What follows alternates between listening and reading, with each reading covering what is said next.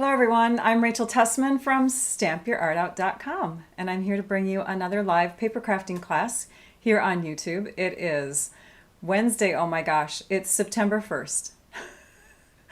Time flies. September 1st at 11 a.m. Central Time as I'm broadcasting to you live, and today I have a card that I feel is pretty simple.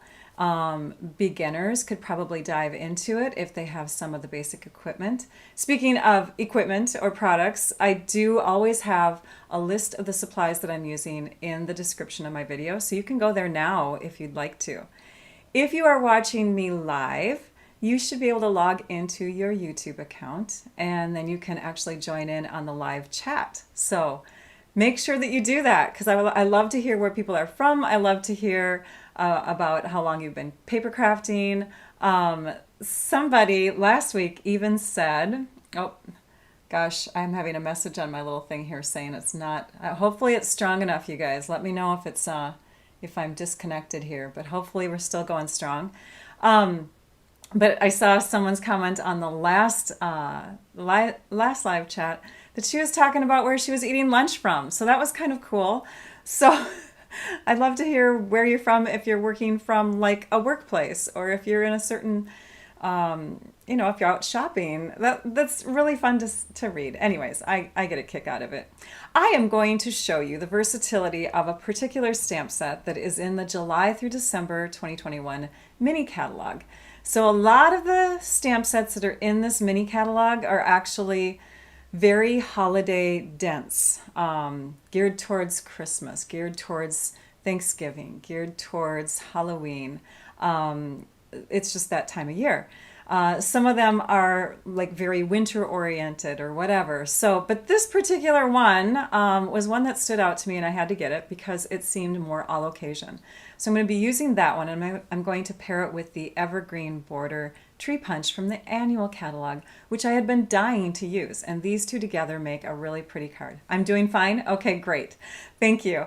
Okay, so let me introduce you to Trisha. If you are new to my lives, make sure that you're saying that as well. I love to feature people's comments when they tell me that they're new to the lives.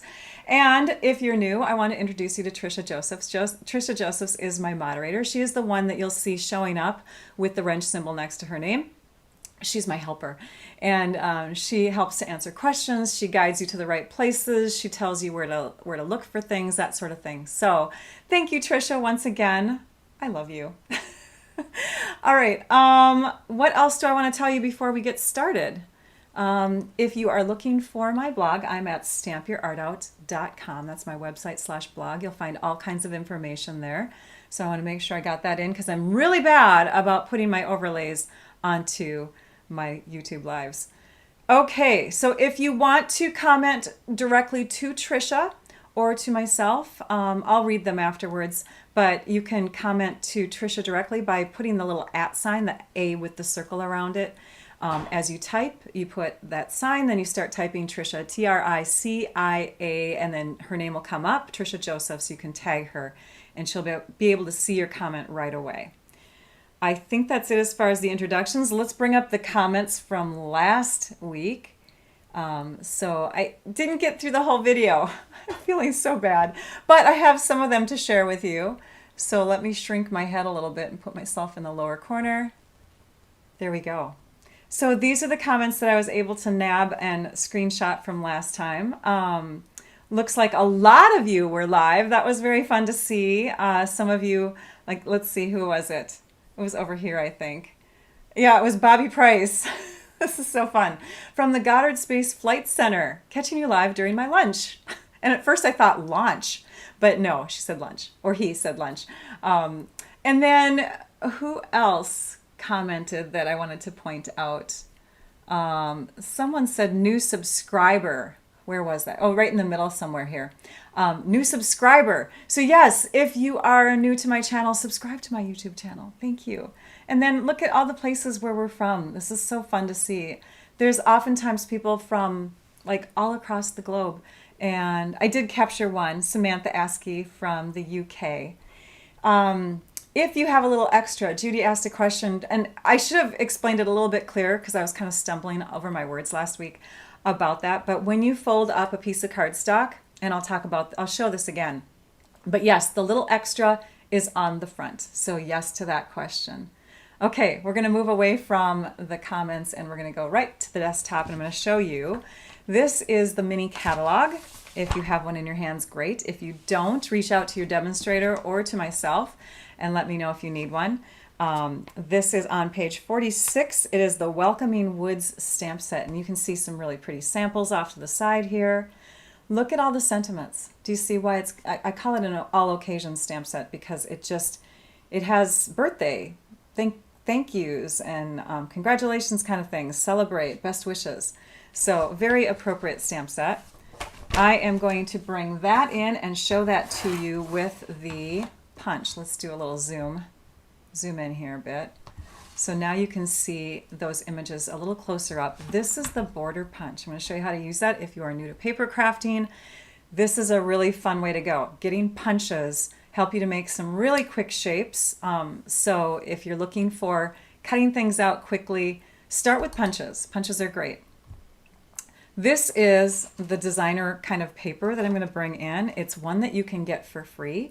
It's called Bedazzling, and you can see it looks like little tiny, I want to say that they're kind of like six-sided little shapes in there, but they look like, I don't know, those pillows that you brush back and forth. You know what I mean? Although you can't do that with this, but they're kind of angled just ever so differently so that they have that glitter look throughout. You get 6x6, you get 8 sheets of this. How do you get it free? You shop for the Stampin' Up! Products, and you can shop at my website if you want to, but if you're a demonstrator or you have another demonstrator, shop through yourself or through them. But there you go. Let's get started. Let's actually start by bringing the measurements up.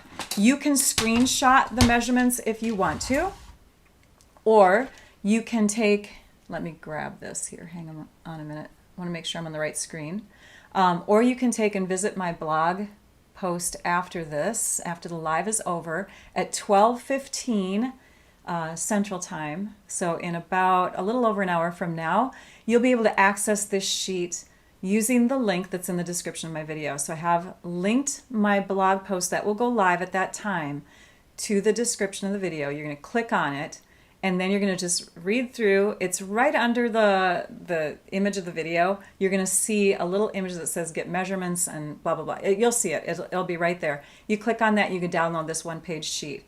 Otherwise, screenshot it. But yes, we have the imperial and the metric measurements in there, so you can make it wherever you're at in the world. And then we've got the supplies listed on the left. So I'm going to be starting with the crumb cake cardstock. We're going to do the brownish version of this. Now I am wearing, and I know you guys like to anticipate what I'm wearing. I am wearing green, but that's because I wanted to wear my green today. I love green. Green's my favorite color, as you might be able to guess. But also I have a green version of this that I'll show you at the end. Okay, let's go back to the desktop. Here we go. Is my head big enough? Hopefully. Hopefully you can read my lips if you're reading my lips. Let me just enlarge just a bit here. Okay, there we go. Okay, so we're going to use our paper trimmer. Again, beginners, you can do this, I swear. So this is the paper trimmer. It comes with an extendable arm. You can cut really long cardstock that way. You've got a scoring blade and you've got a cutting blade.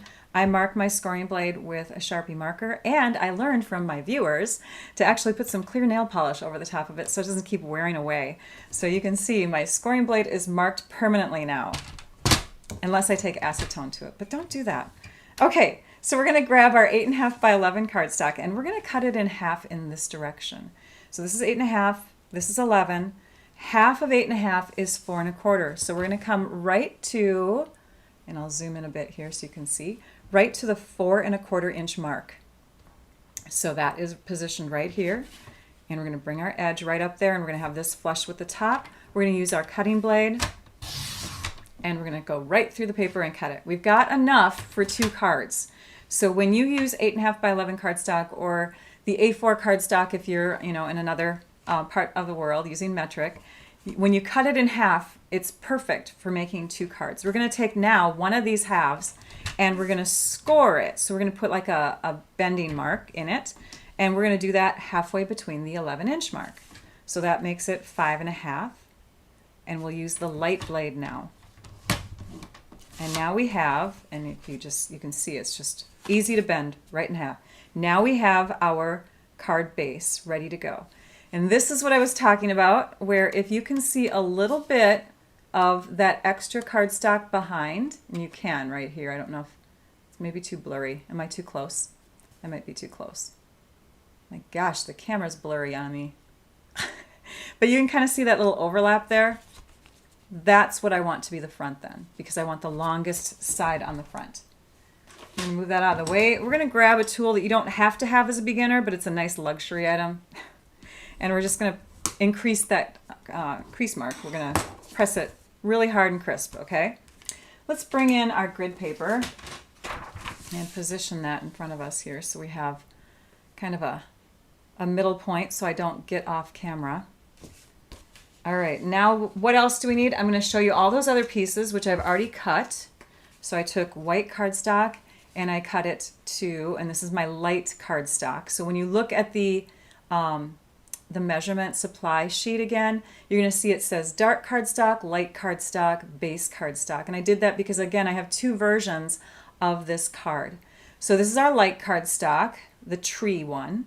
And we have 3 pieces. I'm showing you 2 of them right now. This is the 3" by 4 1/4, and that's going to fit here. And then we have a 1 3/4 inch by 4 1/4. That's going to go on the inside. We have a dark cardstock piece now. This one is 2.5 by 4 1/4, so it's not as high, but it's still just as wide. And then we have this little strip, which is a 1/2 inch by 4 1/4, and that's just going to become a little border that goes underneath here. Now you technically could, to save on cardstock, just have like a 1-inch piece here, but I don't know. I didn't want to worry about how far out I was going from here. I wanted a 1/2 inch showing, and so I just made it a 1/2 inch difference in size. But yes, you could save on cardstock there. Then the other piece that we're going to need is our metallic paper, and this is where we're bringing in the bedazzling paper. The bedazzling paper is, again, the free product that you can get with a $50 order, because we're in a promotional time called Celebration, and every $50 you spend, that's before tax and shipping, you get to pick a free product from the Celebration brochure. And the bedazzling is really pretty. So we're going to use that, and we're going to cut it as we go. So I have a 6-inch piece right now, and you'll notice in the measurements that I've broken that down into 2 different measurements, but right now we're just going to do it as is. Okay, then you need a large piece of white, and I don't have a full sheet of 8.5 by 11 here, but I have 8.5 by something. And the 8.5 length will work for the tree. Thank you, Lindsay. But we're going to go ahead and just be a little bit more, I don't know, what's the word? Generous? We want to make sure we have some wiggle room. So we're going to use the longest side of this. And again, if this was a full sheet, you could just do it along your whole 11-inch side. Okay, so our punch. This is our punch. And you open it up by releasing this little button in the back. So this is the way it comes. Then you push this forward and the whole thing opens up and it looks like this. A lot of beginners make the mistake of sticking the paper in here, which makes sense. But you don't do that. You actually stick it in this slot here. This is where you crank it down to punch it. So you're going to move it into this position. And I like to use the edge here. I'm right-handed, so I tend to punch in this direction for some reason. But you could punch the other way. But I like to use this edge as a guide. So I'm going to start my paper right here. And then I'm going to shift it over to one side and then go back the other direction to finish it out. So we've got it in our punch, and we've got the edge pushed all the way to the back. There's like a ridge there to hold on to it. So this is where we punch. And the table's going to move. I'm sorry, you guys. I need to attach my camera. This is what we were going to do before COVID began. My dad was going to come and he was going to attach my camera to my ceiling, the camera stand part, so that anytime I did something on my table, you wouldn't see all this shaking. But we haven't gotten to that yet in time. So now, do you see what's happening here? I'm lining up that punched section with this area here. So you just overlap and line it all up. And you're going to see that you could actually come down further, but you don't want to do that. You want to come up and fill in the space and then make sure that this is pushed all the way in.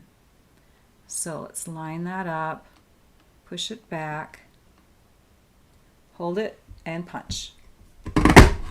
And it just makes a continuous flow of trees. So now we'll go in this direction again. We can line up those punched pieces. Make sure this side is flush and punch. And we'll do that again 2 more times. And be careful not to push this side all the way back, because you have a little gap there. And if you push it all the way back, you're going to make an arched tree. Set of trees are going to start to curve like that. So don't do that. Okay, then you've got all these fun little pieces too, and you could use them. I mean, you could totally grab these pieces and make like a little card front. You know, put that over the top of green or something. So if you don't want to throw them away. I'm going to throw mine away.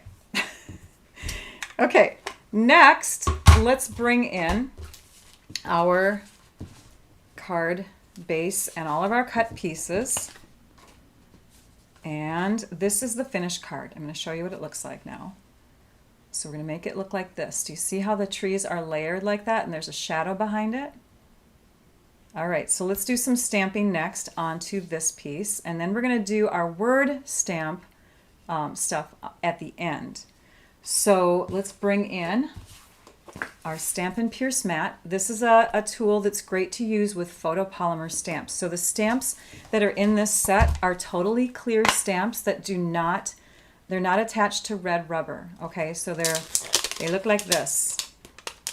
So they don't have that red rubber, they're not red rubber. They don't have that foam in between. So you are lacking some cushion that sometimes makes for a smoother stamping experience.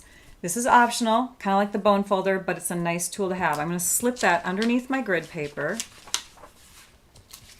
And I'm going to grab my brown, which is Early Espresso, and make sure it's right in the right spot here. And we're going to grab Early Espresso ink. So Stampin' Up! Has coordinating products. We have Early Espresso cardstock, Early Espresso ink. We even have an Early Espresso ribbon. All kinds of things in various colors. And I think there's 50 colors. So, all right. So we're going to open up our ink pad. Did you see how I did that? I didn't even demonstrate that. Let me try that again. So it's like a compact. You open it up this way. You flip it all the way back like that. And then you slide it into the base. And forgive me, I'm getting messy, and the edges of my ink pad are messy. Oh my gosh, Rachel. It's okay.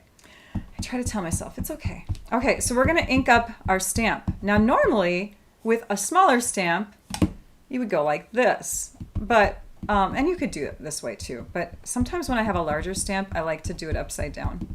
So now we've got our ink on our stamp, and you can see the ink clearly is on the stamp.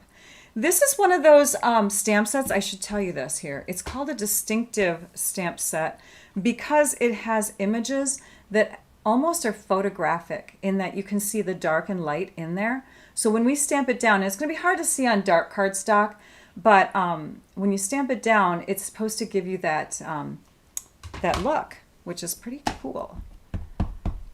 Make sure your branches are angled upwards, okay? Trees can sometimes be confusing. We're going to go ahead and stamp that down. And we're using that foam that's underneath here, the Stampin' Pierce mat, to make sure that we've got a nice even image. Thank you, Peggy. It is an interesting punch. I love the border punches, but they do take some practice. I am getting dirty. And you know what? Linda Crawford last week told me of something called a finger something or other that I could get to keep my fingers clean. Maybe I should have looked for them in the meantime. Okay, so we're going to just take that off, and look, the paper's sticking to it. So just peel it away. So now we've got that, and we're going to go ahead and ink it up again and stamp the other side. Again, the darker cardstock, it's really hard to see that gradual dark to light look, but that's not the look I was going for anyways on this card. sometimes too, here's another thing. If you're finding that when you're working with photo polymer distinctive stamp images and you're not getting that dark light look like it shows on the cover, it could be, and I probably have this situation on mine, it could be that your ink pad is just a little too inked up. And you can solve that problem by just taking a paper towel, folding it a few times, and patting it over the top to kind of diminish some of the ink on the surface, okay? So, yeah, I probably have a little too much ink on my ink pad, but that's okay, because I wasn't going for that look. Okay, next, my goodness, Rachel, look at you. You're going to get your new shirt all dirty. Okay, next we're going to go ahead and layer this piece onto this piece. So we'll use our seal adhesive. And just put a little bit in each corner. And then if you take and you kind of stack them like this, you can get the bottom edge to line up. And then the sides you're holding onto with your fingers, and you line it up pretty quickly. So there. And now we'll go ahead and add this whole piece to the top. Now, a lot of beginner crafters don't realize that our classic inks dry very quickly on our cardstock. So some of you who are beginners might be going, oh my gosh, there's ink on your table, on your grid paper, and don't want to get it on your card. It dries very quickly, especially on our cardstock. If you have a coated cardstock or something like that, ooh, you know what? That's going to be hard to see. We'll just keep the white there. If you have a coated cardstock, it takes a little bit longer, and sometimes it doesn't dry at all if it's very coated. So just keep that in your thoughts. This is the metric side of our grid paper. Grid paper comes in inches on one side and metric on the other, just so you know. So if you're working with both, if you're one of those people that uses both, then you're in luck. Okay, we've got our trees here, and I'm going to go ahead and I think I'm going to use, I'm going to do it this way. So we're going to go ahead and take and just trim off this last tree, and we're going to do it at an angle. And I'm kind of making it look like snowy ground. So I'm not doing a straight cut. I'm doing kind of a wavy look to it. So it looks like there's a mound of snow going down kind of like on a hill, okay? And then I'm going to cut off, I think, 1, 2, 3. I'm going to do 6 of those trees. Those of you that know what I'm doing, you know me. I'm looking onto the other card to make sure I do it very close to my other card, right? Because when the blog post goes live, we want to have this card look as much like the one that I've got pictured as possible. So that'll fit in that spot. And then I've got 4 trees that are behind. And I think what I did is I actually flipped this over and made the trees go another way, because you can see that they're kind of curving in one direction or the other. I know, I'm weird. So I wanted to make sure that I had that look. So I'm going to take, and I think I'm going to trim it about here. We have a little extra. There's an extra little tree. Now this could be a Christmas card, but if you don't celebrate Christmas, you don't have to turn it into a Christmas card. This card, it says every season brings its own wonder, right? And on the inside, I'm going to stamp celebrate. It could be for just, that time of year, wintry time of year. Season, maybe seasons of life. Maybe somebody's retiring, so you could use that as your message for a retirement card. Okay, but yeah, it could make a good Christmas card. We want these trees to layer together so that they have a shadow behind them. So what I'm going to do is I'm going to use something called mini dimensionals. And mini dimensionals are awesome. Oh, I love it. Belinda says, shared from the Evergreen state. I wish we were called the Evergreen state. I really like that.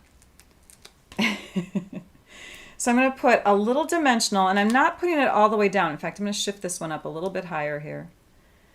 These mini dimensionals are going to help to hold the trees away from the back trees. So I've got them about 1/8 of an inch from the bottom of the border, like that. Can you see that? So I have a question for those of you that have been viewing for a while. It is great for mass production, you're right. I have a question for those of you that have been watching for a while, like Hildy. Do you think it's brighter in here? Hey, Kelly. I'm not weird. Thank you. Do you think it's brighter in here? I added some light, some extra bulbs. I went to Menards this weekend and I invested in some extra light. I'm hoping that it will help to, oops, I didn't want to stick that down yet. I'm hoping that it will help to balance out some of the lighting.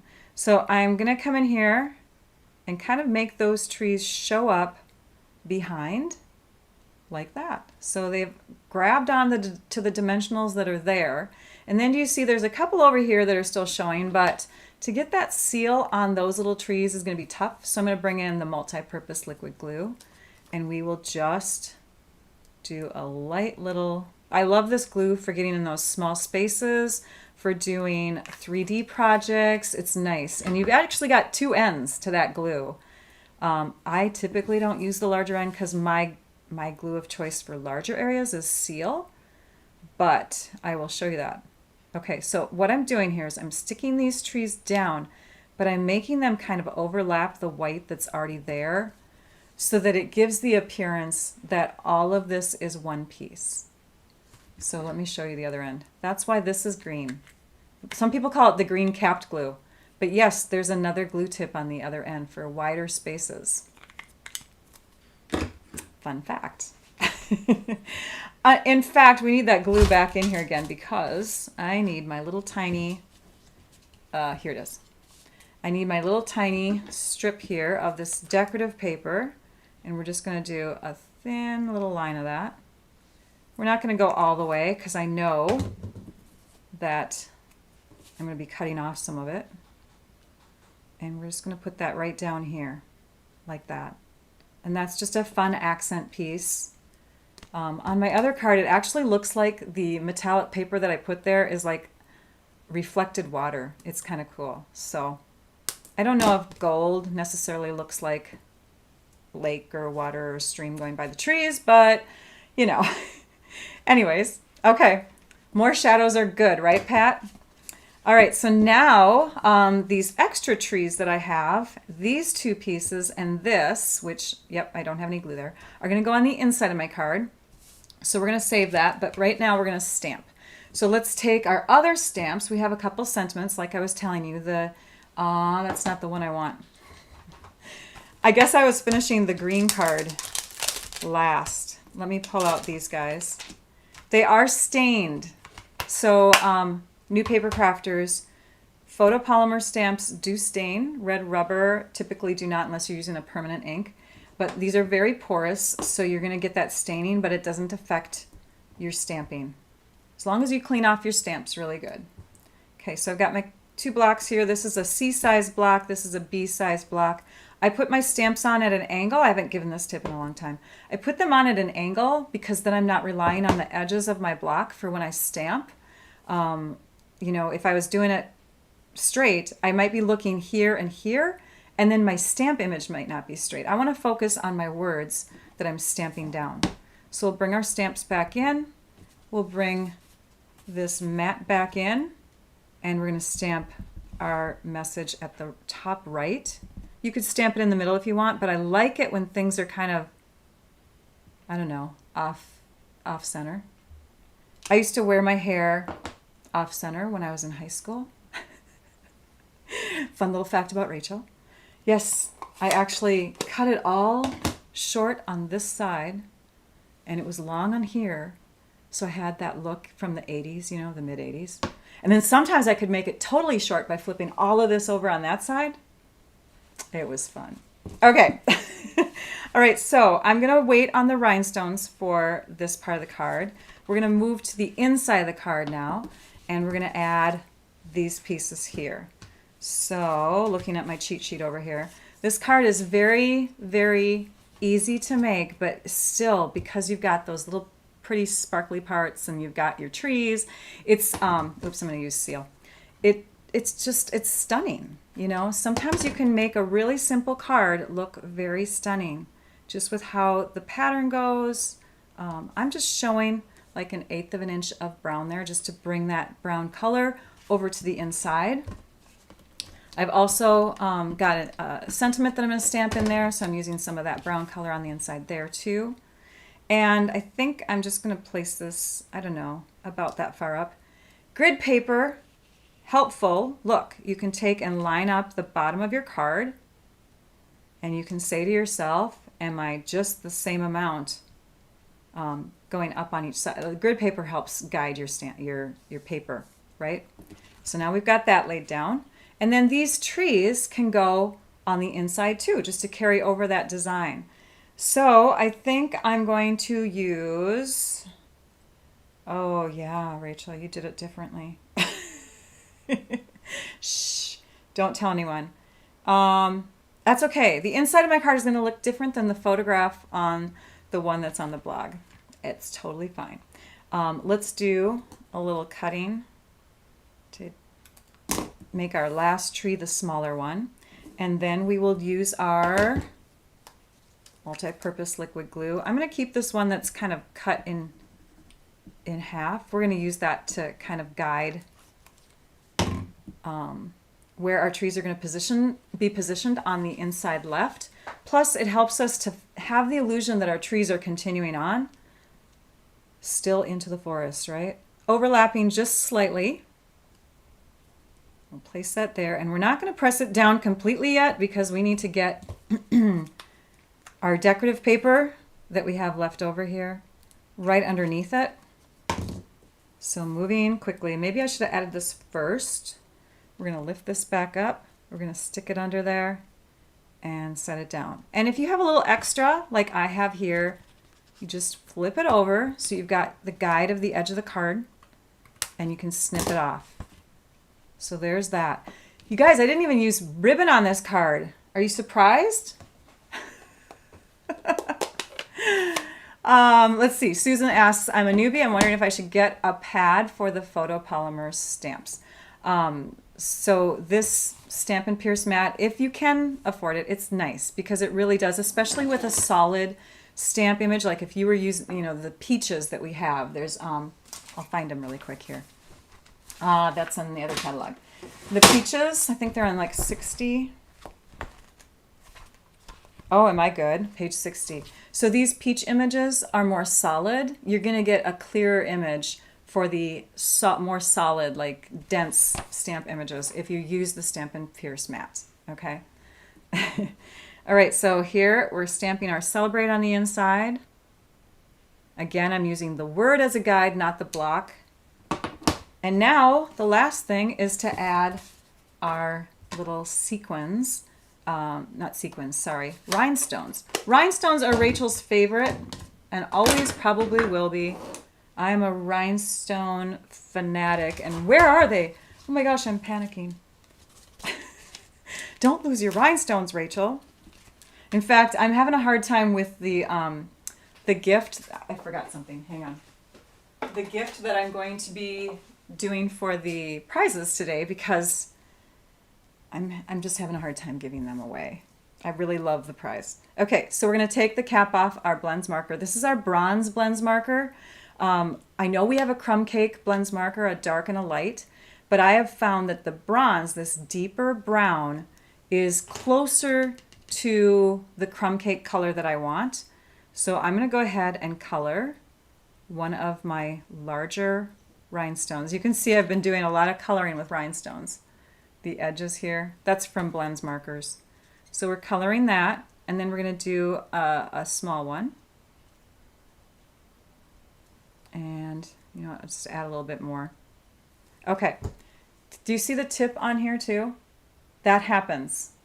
Especially if you're coloring on something rougher, like a ribbon, or if you're going to color this paper, which you can do with your blends markers, but it will fray the tip of your blends marker a bit. Just know that that happens. So be really careful, or just buy another set of blends. Okay. So we're going to take this off. In fact, we'll grab this guy here. Take your pick tool. And we'll grab the other end, which is sticky. There, now we have it. We're going to grab that one and just set it into place right about here. And then we'll grab this one and we'll set it there. This is the best tool for putting rhinestones on. I don't know why I'm just still in the habit of using my scissors, but the take your pick tool is nice. Again, beginning crafters, it's not a necessary tool, but it's a nice one to have. And I have rhinestones on me, so I'll stick it on my ear because it's not coming off on the paper. I love rhinestones that much. Okay, so here's the finished card, and here is the finished inside. So you can see both the inside and the outside. And then this is the, oh, that paper is dirty. Hang on. We'll just grab a new one because it'll look better. My desk behind me is really dirty today, you guys. Oh, well, not really dirty, but it's not clean. We'll just say that. I'm working on something for next week. Okay, so there is the finished card. And then I have another version to show you. So that one is the green version, which matches my top a little bit. Actually, I'm actually wearing more like soft seafoam green, I guess. Oh well. This is Just Jade. No, this is Just Jade. This is Pool Party, which almost looks greenish with these two colors. So Just Jade, Pool Party, and Evening Evergreen with Evening Evergreen ink. This is the silver specialty metallic paper that's in the mini catalog, which has kind of a purplish tone with two of the three sheets. This is the more silver, true silver sheet, and I embossed it. I used an embossing folder. I did not use blends on the rhinestones to get any kind of coloring look, although you could, but I wanted it to match the metallic here, so I just left it clear, which is actually a silver look with the rhinestones. And then here's the inside on that. I made this one a good luck, best wishes card. So there we go. There's the different cards. And you could keep going. Like this one I think is more kind of springish, summery maybe even. I don't know. I guess I'd have a yellow sky or a pink sky or something like that for summer. And then this is more winter, but you could do fall colors this way. And the nice thing about the stamp set too is you've got these fun little accent pieces that you can have coming down from your tree area. So you could have falling leaves coming down. You could have falling snowflakes. Do you see this weird one up here? That is actually, and I'm going to show you a sample on the inside of the catalog. That is actually to go between the trees to look like ground. So if we go back to the Welcoming Woods stamp set, which now I don't know what page it's on. 45, did I say? Here, 46. So if you look at this, they did it right here. They added the ground in there. So this is that stamp between the trees. Right? Really cool. Prizes. We're going to do prizes next. Thank you. I'm glad that you like this card, you guys. Prizes. Let me move some things away here. Let's look at last week's prize option. And I'm just setting up my computer so I make sure that we have that ready to go. Okay. Last week's prize option was given to two winners during the live. So Trisha drew two names, and congratulations to those two winners. They got a couple blending brushes. And so today I'm going to show you the name that was drawn from the after live comments, and that person is going to have these sent to her. But she has to reach out to me and, send me her email or send me her address so that I can get these to her. If you don't live in the US and you're a prize winner, I have other options. I have tutorial choices that you can choose, and I can email you a tutorial choice. I just can't send product. Okay, so who is the winner, Rachel? Let's go to the computer and drum roll. The winner from last week is Kathy Bouchart. I think that's how you say her name. Congratulations, Kathy. Yay. What colors would go together with Evening Evergreen? Soft Succulent. And then I just showed you Evening Evergreen also goes really well with Just Jade. If you were going to do the card that I did last week, those are the two different options. If you want a more earthy tone, the Soft Succulent. If you want the brighter tone, Just Jade. All right, now let's go back to the desktop and let's bring in the prizes that we're going to draw for this time. Thank you. All right, here they are. not only are the prize winners going to get a sheet of rhinestones. Oh my gosh. I'm having a hard time giving these up. I think I've like bought 500 packs of these over time. No, I love them so much. And then in the past, I've given these away. I used to teach classes in my home, and I had one of these at pretty much every person's station, or maybe I had like 2 or 3 for each table. But the Stamp and Pierce mats, and they're slightly used, but you know what? They're in pretty good condition. These are the do not pierce or cut ones. You can see I've labeled them. So in my classroom, you might only find like 1 or 2 little pokes that somebody accidentally did. But I have those, and I have rhinestones for our 3 winners. So congratulations. Let's see, and make sure you email me.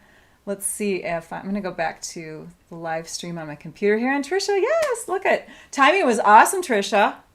It looks like Patricia Toth and Sheila Lackey. Sheila Lackey and Patricia Toth, you are the winners. Congratulations to you. Make sure that you reach out to me so I can get those prizes to you. Next week, we will go live. Again, it is a Wednesday at 11 a.m. Central Time. For that live, by the way, it's the first week of school for my kids. They will have gone to school the day before on a Tuesday, and then the next day was like the second day of school. So I know I'll have my act together, but I'm just like nervous that I might not. So please forgive me if I stumble over things or whatever, but I do have a project ready to go that I was actually going to show this week. And what happened is I went to my all-star tutorial group and discovered, after almost finishing my blog post, that we are not hopping today. It's going to be next Wednesday. So I may have told a few of you last week that we were going to do the You're a Peach Sweet cards this week, and I lied. I didn't mean to, but I lied. So next week, come back and visit, and you'll be able to see that card that I had planned, and I'm loving it. It's going to be so fun to share. It's a trifold card. And then in that post that's going to be connected to that video, if you go there and you visit my blog at stampyourartout.com next week, you will be able to click on other participants' names in that blog hop. These other people are the ones that help me to create these wonderful tutorials for all of you. And if you click on their names, it will take you to their blogs where you can see what they've created with the You're a Peach Suite. So fun. So yeah, tons of ideas will be coming your way next week. And yes, congratulations to all of you who were winners. Thank you to all of you who participated in the live with me. It's always fun because it feels like I'm teaching to a class rather than just to my computer.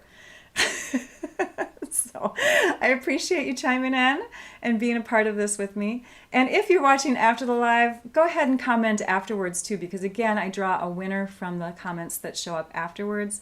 It helps my YouTube ratings, you know, that sort of thing. Make sure that you click the thumbs up, subscribe to my YouTube channel if you have not done so already. I appreciate that. And I will let you go. 45 minutes. Rachel, high five. All right, take care, everybody. Now I'd like you all to go and stamp your art out. Bye-bye.